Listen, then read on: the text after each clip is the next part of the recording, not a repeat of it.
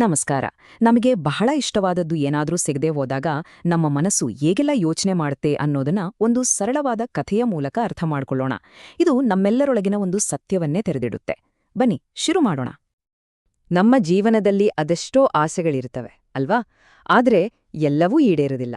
ಆಸೆ ಈಡೇರದಿದ್ದಾಗ ಆಗುವ ಆ ನಿರಾಸೆ, ಆ ಹತಾಶೆ ಬಹುಶಃ ನಮ್ಮೆಲ್ಲರಿಗೂ ಅನುಭವಕ್ಕೆ ಬಂದಿರುತ್ತೆ. ಜೀವನದಲ್ಲಿ ಯಾವುದೋ ಒಂದು ವಸ್ತು ಅಥವಾ ಒಂದು ಅವಕಾಶ ತೀವ್ರವಾಗಿ ಬೇಕು ಅಂತ ಅನ್ಸಿ ಅದಕ್ಕೋಸ್ಕರ ಪ್ರಯತ್ನ ಪಟ್ಟು ಕೊನೆಗೆ ಅದು ಸಿಗದೆ ಹೋದಾಗ ಹೇಗಾಗುತ್ತೆ? ಈ ಪ್ರಶ್ನೆ ಕೇಳಿದಾಗ ನಮ್ಮ ಮನಸ್ಸಲ್ಲಿ ಒಂದಲ್ಲ ಒಂದು ಘಟನೆ ಖಂಡಿತ ನೆನಪಿಗೆ ಬರುತ್ತೆ. ಇದೇ ಭಾವನೆ ಈ ಇಡೀ ಕಥೆಯ ತಿರುಳು.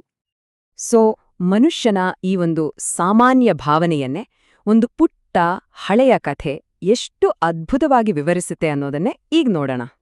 ಸರಿ, ಈ ಕಥೆಯ ಮುಖ್ಯ ಪಾತ್ರಧಾರಿ ಒಂದು ನರಿ. ಅದರ ಗುರಿ ತುಂಬ ಸಿಂಪಲ್. ಕಣ್ಣಿಗೆ ಕಾಣ್ತಾ ಇರೋ ಸಿಹಿಯಾದ ದ್ರಾಕ್ಷಿಯನ್ನ ಹೇಗಾದ್ರೂ ಮಾಡಿ ತಿನ್ಬೇಕು. ಅದು ಬೇಸಿಗೆಯ ಸುಡು ಬಿಸಿಲು.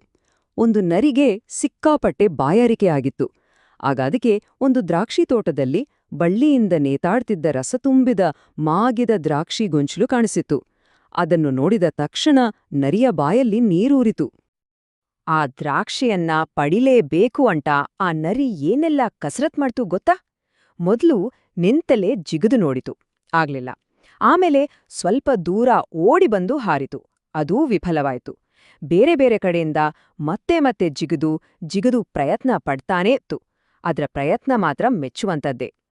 ಹೀಗೆ ಪ್ರಯತ್ನಿಸಿ ನರಿಗೆ ಸುಸ್ತಾಯ್ತು. ಬಾಯಾರಿಕೆ, ಹಸಿವು ಇನ್ನಷ್ಟು ಜಾಸ್ತಿ ಆಯ್ತೇ ಹೊರತು ಆ ದ್ರಾಕ್ಷಿ ಮಾತ್ರ ಕೈಗೆ ಸಿಗ್ಲೇ ಇಲ್ಲ.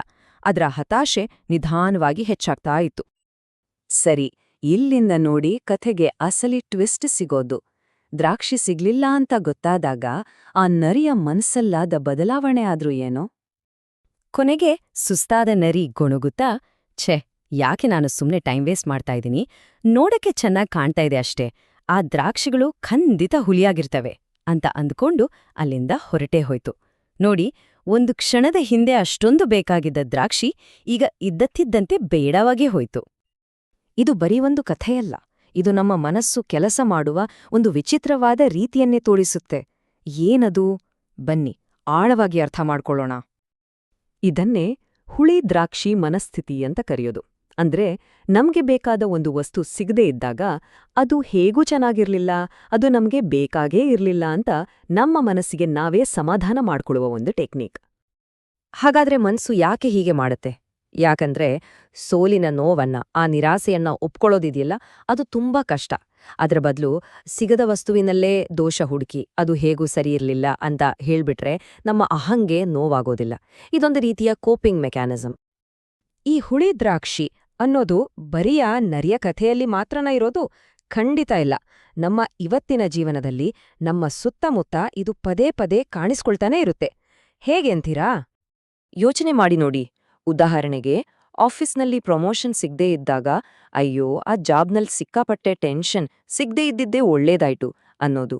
ಅಥವಾ ನಮ್ಗೆ ಕೊಂಡುಕೊಳ್ಳಲು ಆಗದ ಒಂದು ದುಬಾರಿ ವಸ್ತುವನ್ನ ನೋಡಿ ಅದರ ಕ್ವಾಲಿಟಿ ಅಷ್ಟೇನೂ ಚೆನ್ನಾಗಿಲ್ಲ ಅಂತ ಟೀಕೆ ಮಾಡೋದು. ಇವೆಲ್ಲವೂ ಕೂಡ ಹುಳಿ ದ್ರಾಕ್ಷಿ ಮನಸ್ಥಿತಿಯ ಬೇರೆ ಬೇರೆ ರೂಪಗಳೇ. ಅಂದ್ರೆ ಅರ್ಥ ಮಾಡ್ಕೊಳ್ಬೇಕಾದ ವಿಷಯ ಏನಪ್ಪಾ ಅಂದ್ರೆ, ಈ ಕಥೆ ಬರೀ ಮಕ್ಕಳಿಗೆ ಹೇಳೋ ನೀತಿಪಾಠ ಅಲ್ಲ. ಇದು ನಮ್ಮೆಲ್ಲರ ಮನಸ್ಥಿತಿಗೆ, ನಮ್ಮ ನಡವಳಿಕೆಗೆ ಹಿಡಿದ ಒಂದು ಕನ್ನಡಿ ಇದ್ದ ಹಾಗೆ.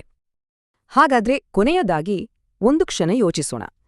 ನಮ್ಮ ಜೀವನದಲ್ಲಿ ನಮಗೆ ಗೊತ್ತಿಲ್ಲದ ಹಾಗೆ ನಾವು ಹೀಗೆ ಇದು ಹುಳಿ ಅಂತ ಪಕ್ಕಕ್ಕಿಟ್ಟಿರೋ ದ್ರಾಕ್ಷಿಗಳು, ಅಂದ್ರೆ ಅವಕಾಶಗಳು, ಸಂಬಂಧಗಳು ಅಥವಾ ಆಸೆಗಳು ಯಾವುದೆಲ್ಲ ಇರಬಹುದು?